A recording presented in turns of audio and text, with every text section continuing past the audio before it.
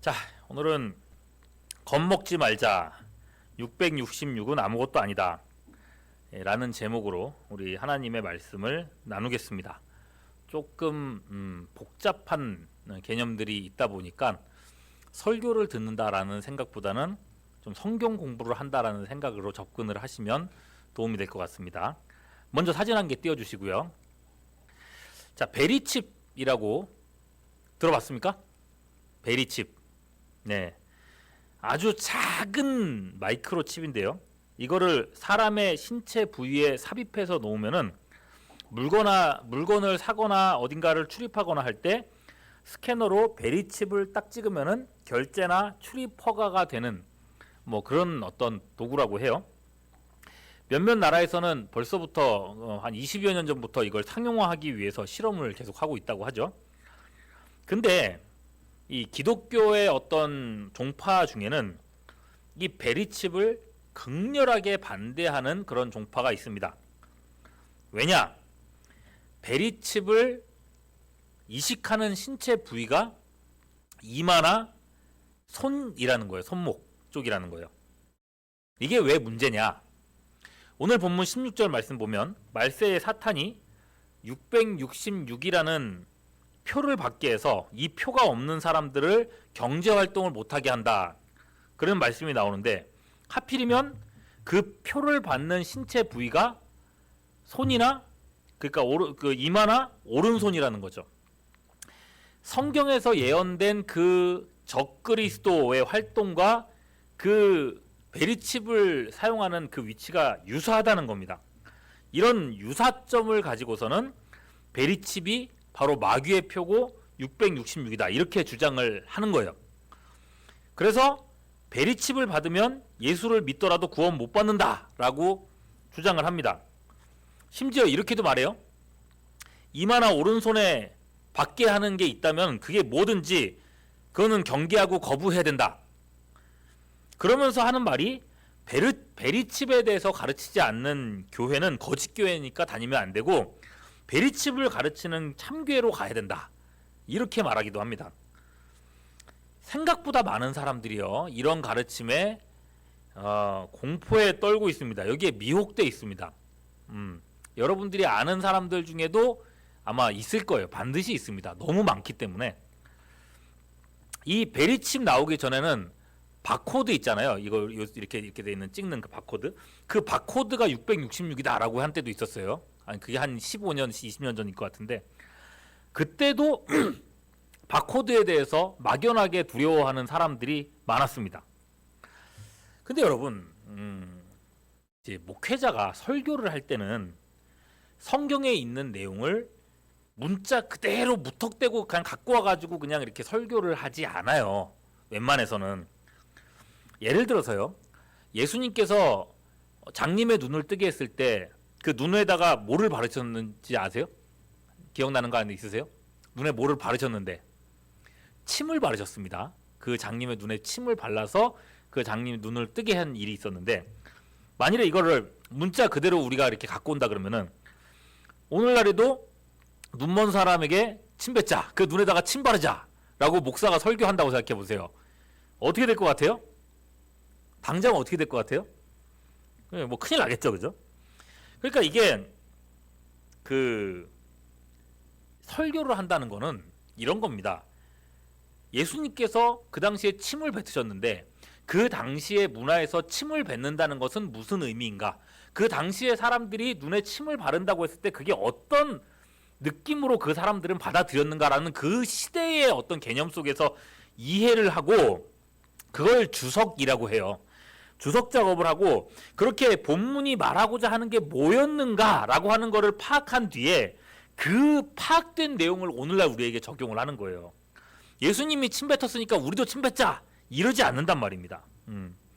특히나 요한계시록은 상징적인 표현들이 대부분이에요.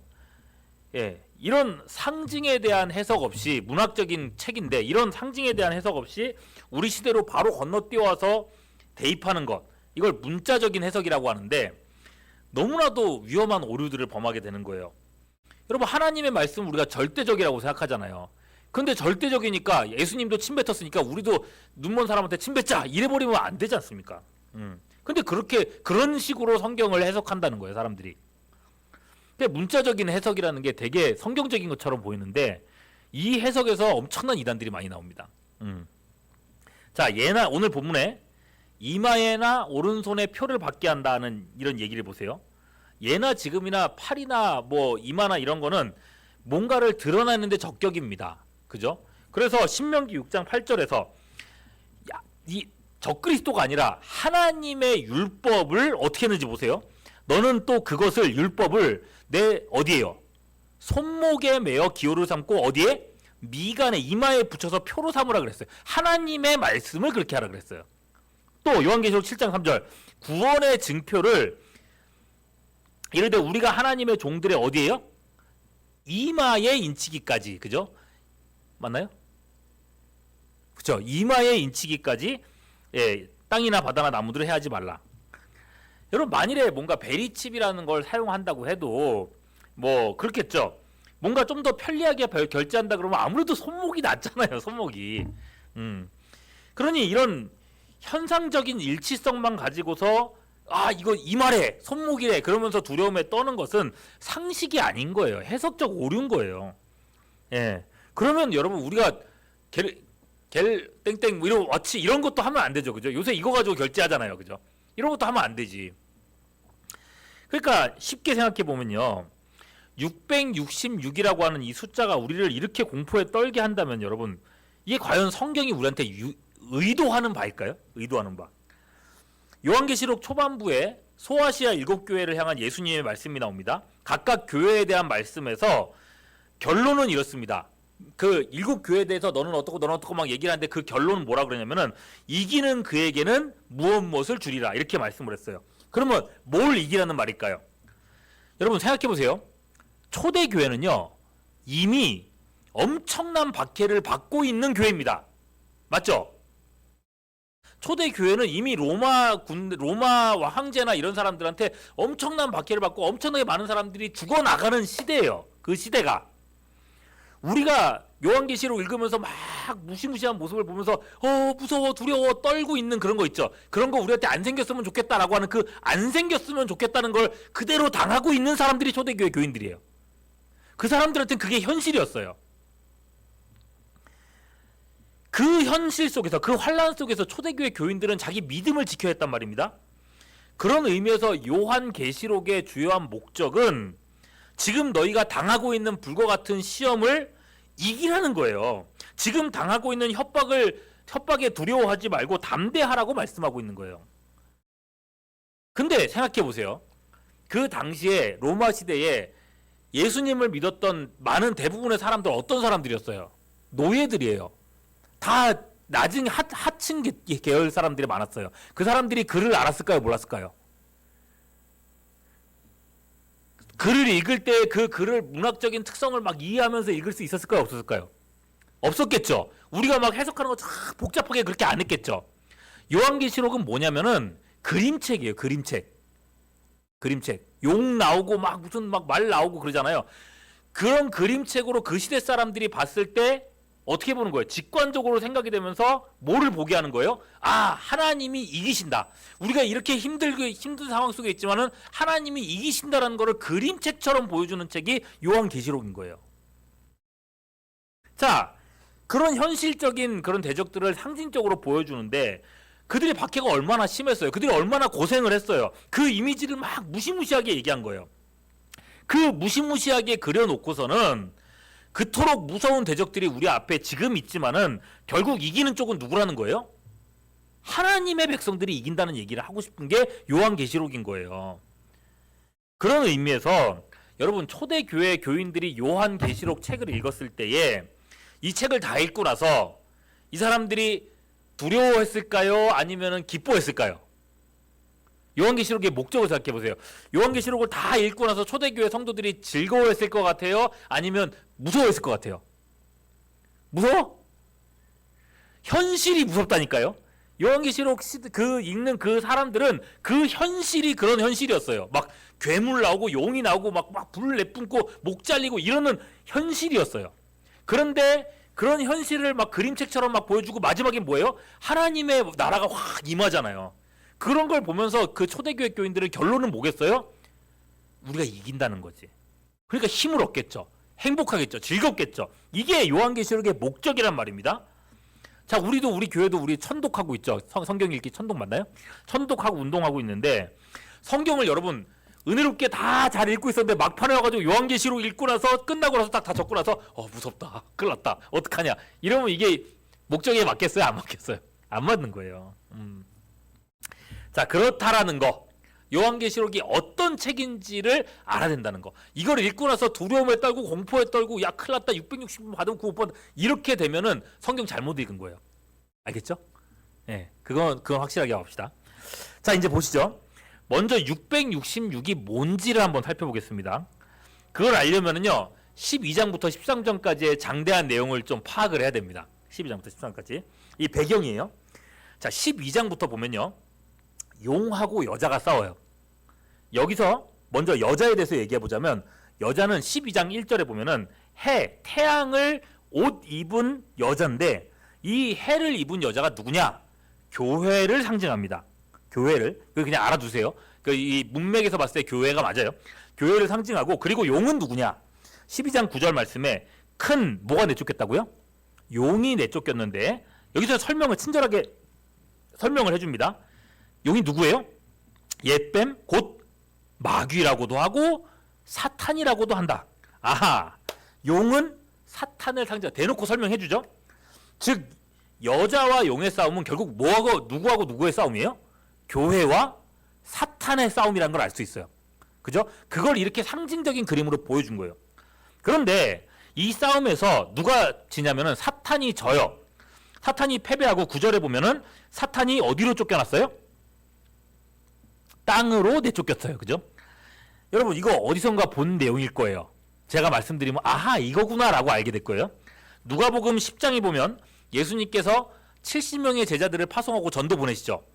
그리고 전도 실습을 다녀온 제자들이 막 기뻐서 얘기해요. 야 주님의 복음을 전했더니 귀신들도 떨떠이다 라고 전도 보고를 올립니다. 그때 예수님께서 뭐라고 하시느냐? 누가복음 10장 18절 예수께서 이르시되 사탄이 어디로부터? 하늘로부터 어떻게 됐어요? 번개처럼 떨어지는 것을 내가 보았노라 그랬어요. 이때 사탄은 이미 하늘에서 떨어져 버린 겁니다. 창세기 3장 15절 표현대로라면 여자의 후손으로 오신 예수님에 의해서 뱀의 머리가 깨져버린 거예요. 사탄이 이미 무너졌단 말입니다. 예수님이 이 땅에 오심으로써 머리가 깨졌으니 교회는 이미 궁극적인 승리를 했다는 거예요. 다만 한 가지, 여러분 짐승 잡는 거 보면 유튜브 영상 같은 데 그런 거 나오잖아요. 뱀 머리 빡 잘랐어요.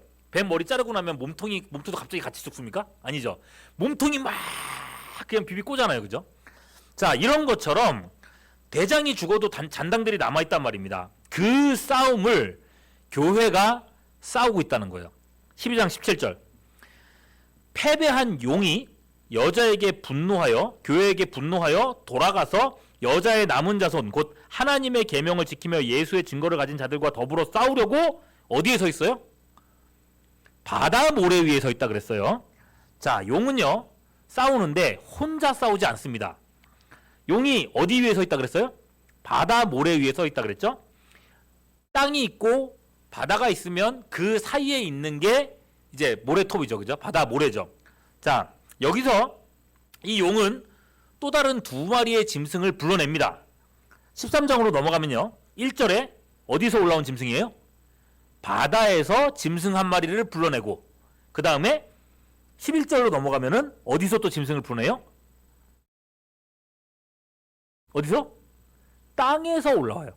바다에서 하나, 땅에서 하나. 중간에 뭐가 있어요? 용. 그죠? 모래톱에 용이 있고. 자, 요런 그림이에요. 다 상징입니다.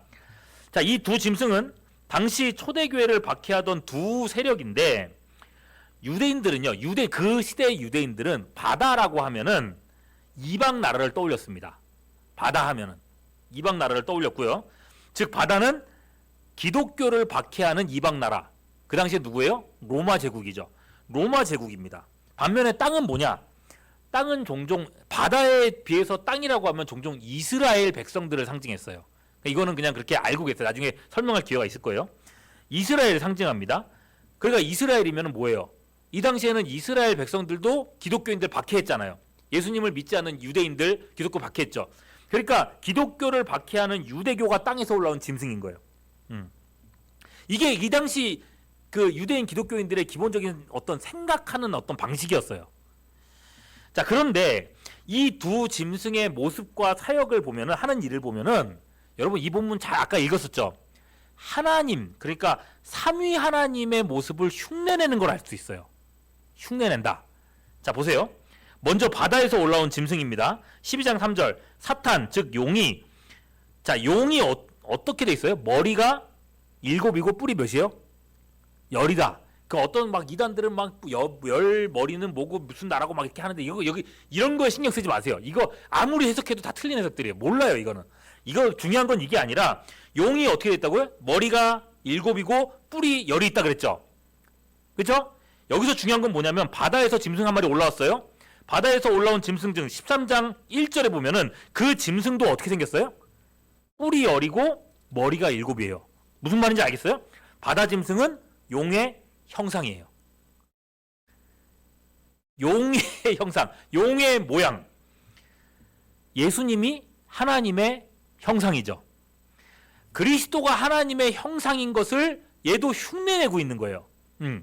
근데 겉모습만 흉내내는 게 아니라 심지어 하는 행동도 비슷해요. 보세요. 3절에 그의 머리, 자, 바다에서 올라온 짐승, 그의 머리가 하나가 상하여 어떻게 됐어요? 죽게 된 것 같더니 그 죽게 되었던 상처가 어떻게 됐어요? 나았어요. 그렇게 나으니까 온 땅이 놀랍게 여기서 짐승을 따랐대요. 뭘 흉내낸 것 같아요? 죽었다가 살아나는 거. 그쵸. 예수님의 죽으심과 부활을 흉내내는 거예요. 그죠? 그리고 그 모습을 보고 수많은 사람들이 짐승에게 경배하게 되었다. 그리고 따르지 않는 사람들은 10절. 사로잡힐 자는 사로잡혀 갈 것이요 칼에 죽을 자는 마땅히 칼에 죽을 것이니 성도들의 인내와 믿음이 여기 있느니라. 초대교회 기독교인들이 로마의 박해를 받았던 가장 큰 중요한 이유가 뭐예요? 황제 숭배를 반대했기 때문입니다. 황제를 숭배하지 않았기 때문이에요. 로마 황제들은요, 스스로 신이 되기를 원했고 로마 지배하에 있는 모든 나라들에게 황제 숭배를 요구했습니다. 그런데 유독 기독교인들만은 유일하신 하나님을 섬겼기 때문에 그럴 수가 없었어요. 성도들의 믿음과 인내가 필요하다고 얘기했던 건 이 박해가 너무 크기 때문에 그랬던 겁니다.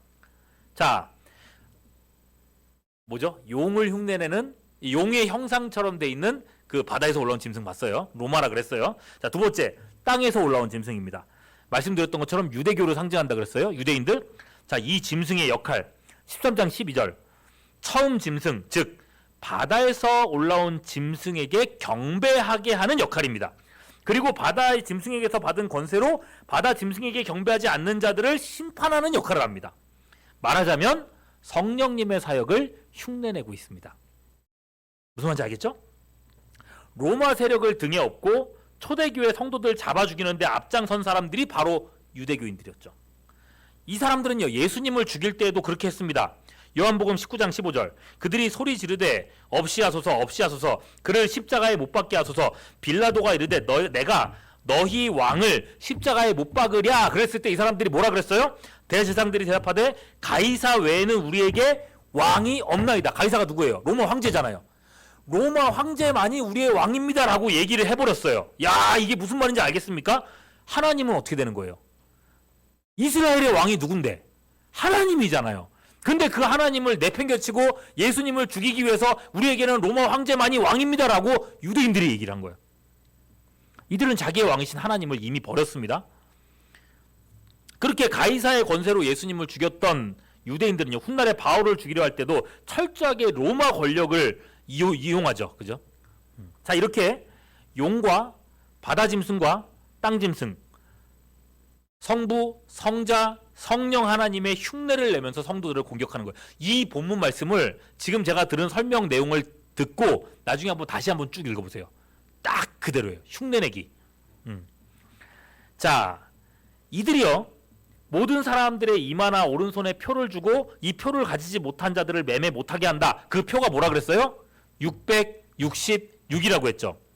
제가 666을 설명하기 위해서 12장부터 장황한 설명을 쫙 해왔어요.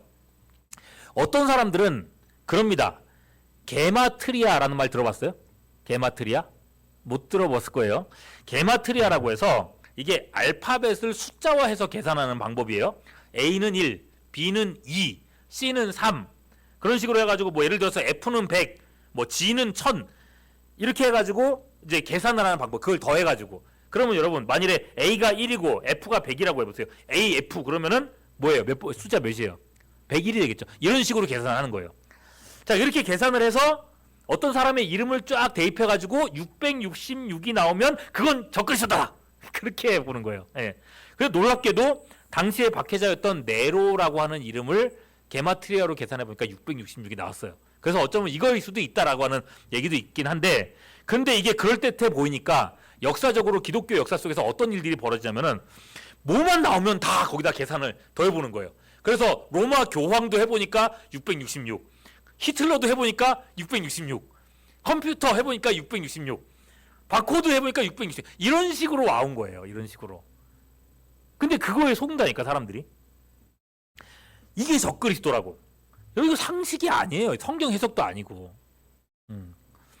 요한계시록에 나오는 대부분의 숫자들은요 상징입니다. 상징. 그러면 3, 삼위일체 하나님 3 완전수죠. 7 완전수죠. 이런 완전수들 그런 식으로 이해한단 말이에요. 그런데 유독 666만 오면 갑자기 사람들이 게마트리아를 사용하고 14만 4천이라는 숫자가 나오면 야 이거 문자적으로 적용해가지고 구원받는 사람은 14만 4천 명밖에 안 돼. 대다수의 이단들이 그렇게 얘기해요. 14만 4천 명에 들어가야 된다고. 신천지 같은 이단들 그러죠. 과연 그러냐? 사도 요한이 예수님이 그런 거 말씀하고 싶었겠냐? 자 들어보세요 이제. 여러분 이 숫자는요 어떤 숫자면 18절 말씀에 뭐라고 되어 있는지 보세요. 18절 말씀. 지혜가 여기 있으니 총명한 자는 그 무엇의 수라 그랬어요? 짐승의 수를 세어보라. 그러고 나서 그 다음에 또 뭐라 그랬어요? 그것은 사람의 순이라 그랬죠. 그 수가 666이라 그랬죠. 자, 유대인들은 여기서 뭘 떠올렸을까요? 짐승의 수, 사람의 수, 그러고 나서 그게 666이라고. 그걸 세보라 그랬어요. 지혜가 있으면. 자, 뭘 세야 될까요? 뭘? 사람 숫자 다 세야겠어요? 아니겠죠. 여러분, 구약 성경에 능통했던 유대인들에게는 이 숫자의 의미가 분명합니다. 사람의 수, 짐승의 수. 하나님께서 세상을 창조하실 때 사람과 짐승을 지으신 날이 몇째 날이었어요? 6째 날이었습니다. 6째 날. 6일째의 창조가 사실상 사람을 만들심으로써 이제 다 완성이 됐죠. 그죠? 그러니까 6일을 완전수라고 쓸 것 같은데 그렇지가 않죠. 하나님께서 그 다음 7일째에 쉼으로써 안식을 하심으로써 창조를 완성하셨죠. 그래서 이스라엘 사람들에게 완전수는 뭐예요? 7이에요. 7이 완전수라면 6은 완전수에 아니에요? 불완전수예요. 완전하지 못한 수, 완전에 도달하지 못한 수를 상징합니다. 사탄은 삼위 하나님을 흉내내면서 용짐승, 바다짐승, 땅짐승으로 모여서 성도들을 핍박하고 있습니다. 마치 자신들이 삼위일체 하나님인 것처럼 전능의 힘을 발휘하는 것처럼 막 교인들을 박해하고 있습니다. 그러면서 내가 진짜 신이라고 그 힘으로 성도를 죽이고 박해를 했던 겁니다. 그러나 아무리 그들이 하나님을 흉내낸들 그거는 흉내내기에 불과하다는 거예요. 아무리 그들이 노력해도 하나님의 완전에는 이를 수가 없단 말입니다.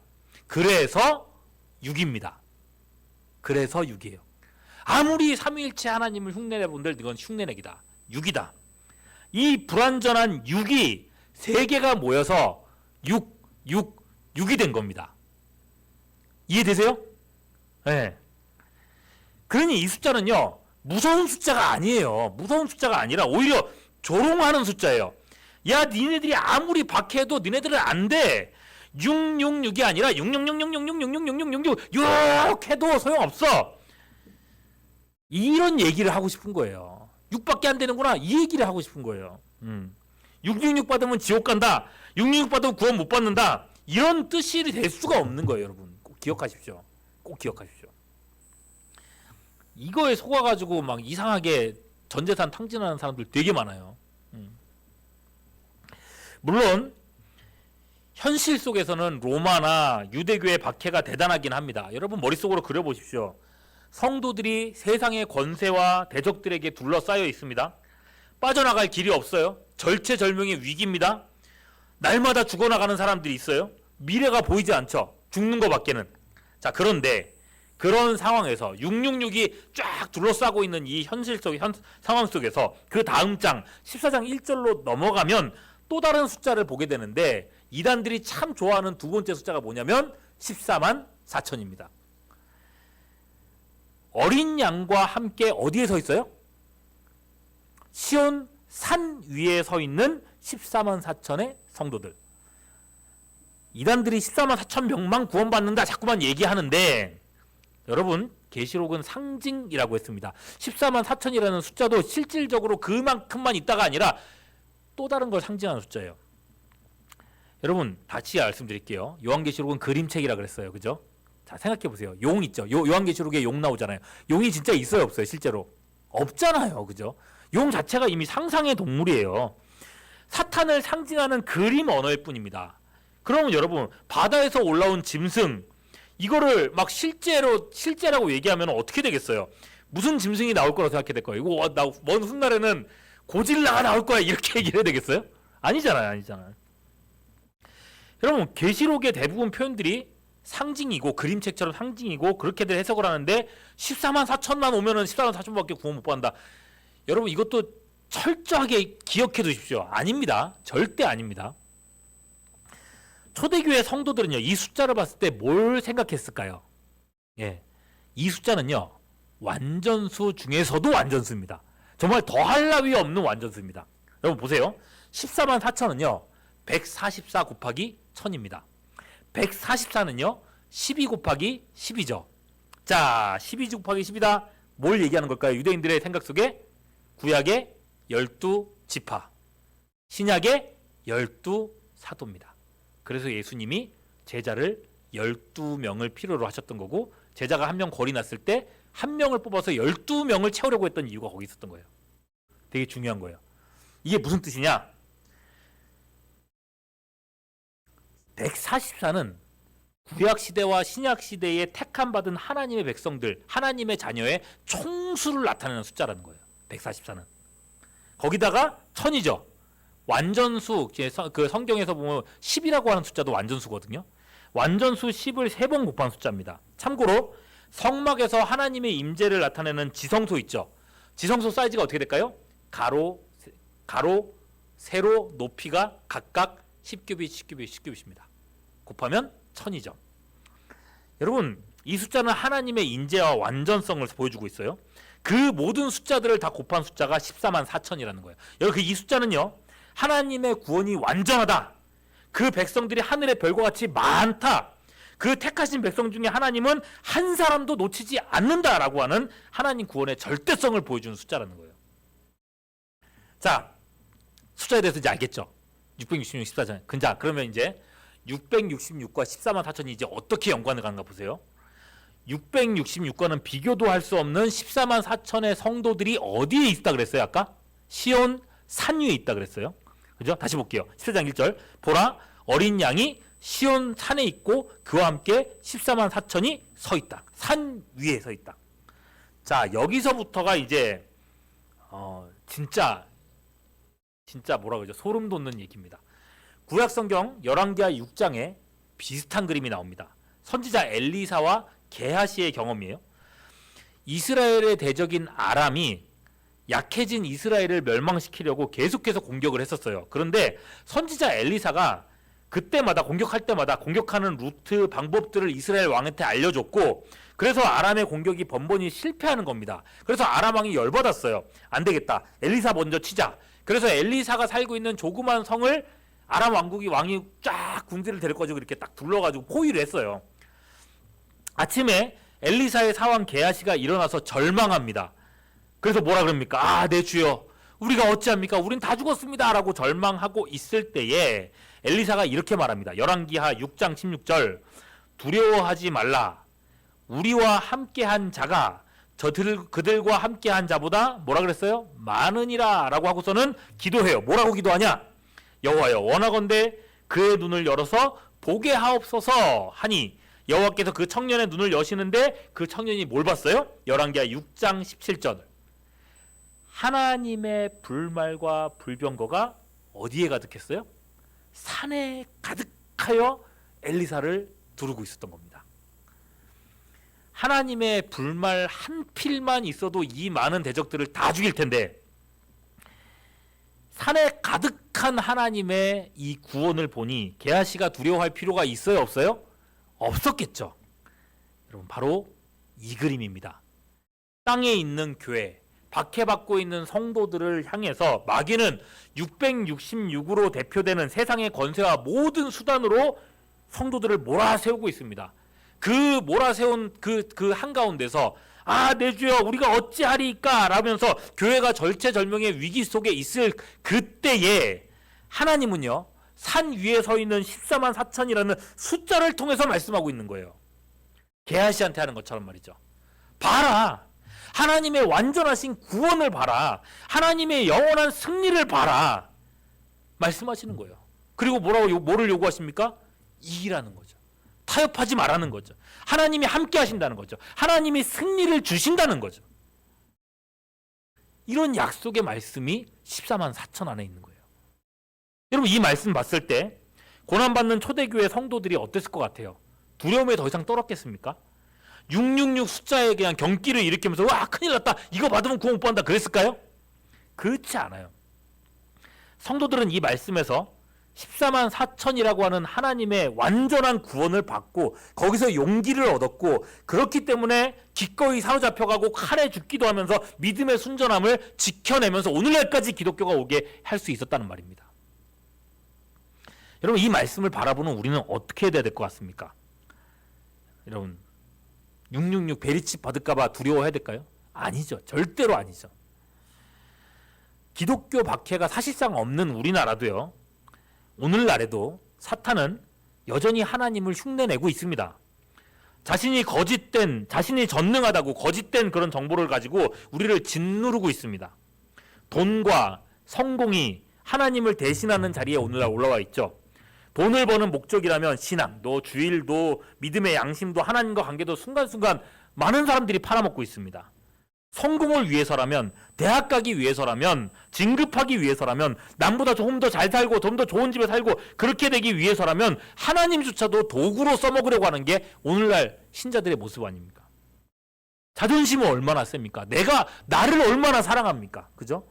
자기 중심성의 시대 속에서 주님을 위해서 기꺼이 고난받고자 하는 사람들 얼마나 있을까요? 내가 이렇게까지 신앙생활 해야 돼? 내가 교회에서 이런 취급까지 받으면서 교회를 다녀야 돼? 그러면서 조금만 시험에 들어도, 조금만 안 좋은 말을 들어도 하나님마저도 등지는 그런 연약한 시대 아닙니까? 사탄이 부추기죠. 아니야, 너를 섬겨, 네가 중요해. 그러나 여러분, 당연하다는 듯이 패배하고 시험 들고 연약하게 누워있고 그렇게 있는 것은 절대로 하나님의 뜻이 아닙니다. 주님께서는요, 우리 청년들을 향해서도 소아시아 7교회를 향해 말씀하셨던 것처럼 이기라고 말씀하고 계세요. 띄워주시죠. 이기는 자에게는 하나님의 낙원에 있는 생명나무 열매를 먹게 하리라. 이기는 자는 둘째 사명의 해를 받지 않으리라. 이기는 자는 감추었던 만나를 주리라. 이기는 자는 만국을 다스리는 권세를 주리라. 이기는 자는 흰옷을 입고 생명책에서 결코 지우지 않으리라. 이기는 자는 하나님의 성전의 기둥이 되리라. 이기는 자는 내 보좌에 함께 앉게 하리라. 여러분, 연약한 신앙의 시대입니다. 666으로 상징되는 사탄의 공격이 지금도 극에 달해 있습니다. 이때에 눈 열린 게하시처럼, 눈을 열어서 시온 산을 바라보는 초대교회 성도들처럼 믿음의 눈으로 하나님의 승리를 바라보며 승리하는 우리 모두가 될 수 있기를 주님의 이름으로 축원합니다.